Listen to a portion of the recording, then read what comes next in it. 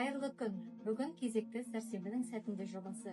Қадірлі қонағымыз Тәттімбет атындағы Қарағанды өнер колледжінің тарих пәнінің оқытушысы, педагогика ғылымдарының магистрі Светлана Хадисовна. Қош келдіңіз. Сәлеметсіз, және өзіңізді таныстырып өтсеңіз толығымен. Менің есімім Светлана Хадисовна. Мен жаңағы сіз айтқандай Тәттімбет атындағы Қарағанды өнер колледжінің тарих пәні және қоғамдық пәндер оқытушысымын. Өзімді жаңағы таныстырып өттім. Енді қалай меңгердім деп айта кететін болсам, арнайы қазақ тілін жаттадым, үйрендім деп айта алмаймын.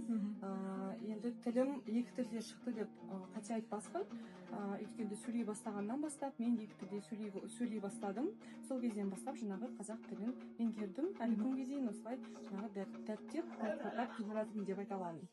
Демек ортаңыз қазақ тілді орта болды, иә? Қай жақтың тумасысыз? Иә, мен Қарқаралы қасиетті Қарқаралы өлкесінің тумасымын.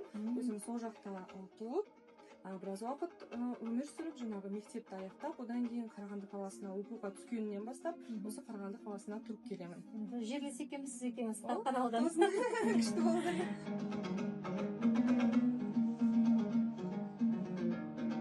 Студенттеріңізге қазақ тілінде дәріс оқыдыңыз ба? Иә, әрине, жаңағы қазақ тілін меңгергенімнің арқасында мен жаңағы қиындықсыз қазақ тілінде дәріс беремін. Көп жылдар бойы жаңағы Қазақстан тарихын қысқаша жаңағы сабақ дәріс беріп отыратынмын. Жаңа өзіңіз айтып қалдыңыз, ассамблеяның мүшесімін дедіңіз, бірнеше жобаларға қатыстым дедіңіз. Жалпы қазақ тілін меңгеру барысында жеткен жетістігіңіз бар ма? Иә, әрине, енді менің басты жетістігім дегенім жаңағы қоғамның арасында тең дәрежеде сөйлесуім, жаңағы сұхбат алуым, басқа да жаңағы ғылыми жағы болсын, оқу жағы болсын, мәдениет жағынан болсын, жаңағы қазақ тілде еркін сөйлеуім жаңағы мен үшін бір үлкен үлес деп айтуға болады. Тағы да айта кететін болсам, ассамблеяның аясында көптеген жобаларға қатысуымның арқасында бірақ марапаттарға ие болдым. Тамаша. Өзіңіздің үзеңгілестеріңізге, шәкірттеріңізге қазақ тілін үйрену жайында қандай кеңес берер едіңіз? Енді жаңағы менің шәкірттерім, оқушыларым арасында ең бірінші оларға қызығушылық, ол неге мен қалайша мен жаттадым, жаңағы қалайша меңгердім деген сұрағанда, жаңағы мен Қазақстан тарихы сабағынан дәріс берген уақытында мен арасында қазақша сөйлеймін олармен, жаңағы орыс тобы болсын, қазақ тобы болсын, жаңағы қазақи сөздерімізді қосып, жаңағы Қазақстан тарихын осылай үйретіп, жаңағы қазақ тіліне баулимын деп айта аламын. Алдағы уақытта қазақ тілін жетілдіру мақсатыңыз? Енді қазіргі таңда қазақ тілін өте көп қолданамын, жетілдіру мақсатым бұл жаңағы ғылыми жағы деп айта аламын. Қазіргі таңда мен магистр болғанымен ары қарай жалғастырғым келеді. Сондықтан қазақ тілінде жаңағы докторлық жазам деген ойларым бар. Жаңағы бұны жазу үшін міндетті түрде жаңағы ғылыми материалдарды оқып, дайындап, осындай бір өзім бір жаңа сіздерге енді айтпаймын, бұл құпия болсын, жаңағы жетілдіріп, жаңағы осындай мақсатым бар алдағы. Тамаша. Тіл саясатын жетілдіру мақсатында қосқан үлесіңіз бар ма? Енді қазіргі таңда тіл саясаты туралы айта кететін болсам, көп жылдар бойы мен әрбір әртүрлі бағдарламаларға және де экскурсияларға, экспедицияларға қатысып, жаңағы басқа студенттермен болсын, басқа оқытушылармен және басқа да жаңағы сфераның адамдарымен кездесіп, өз білгеніммен бөлісіп, жаңағы сондай ойларым бар.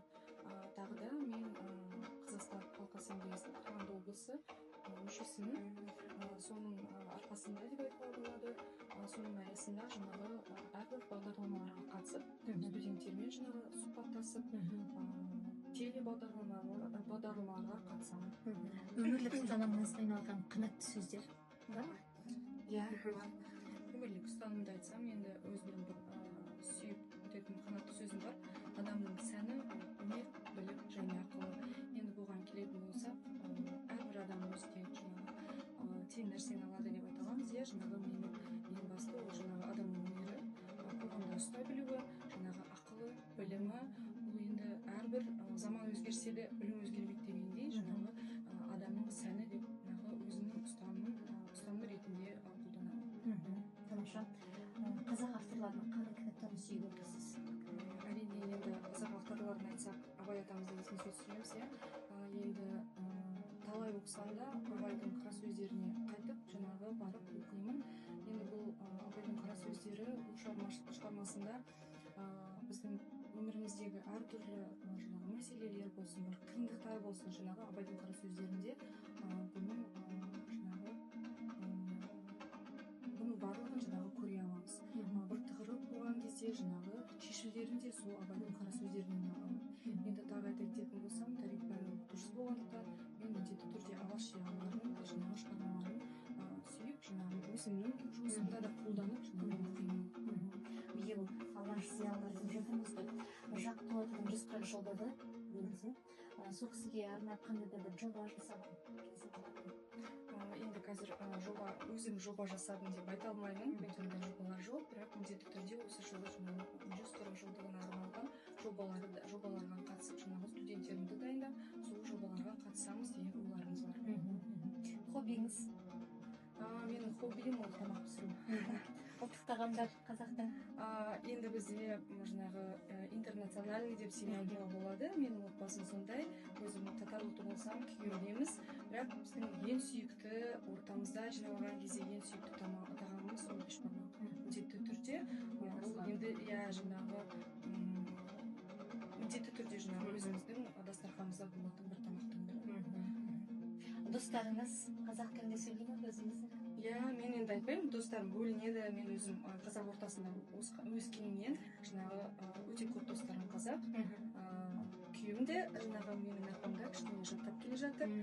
Ол түсінсе де пока что енді айта алмайды, жеткізе алмайды сөзін, жаңағы түсініп жаңағы қолданады.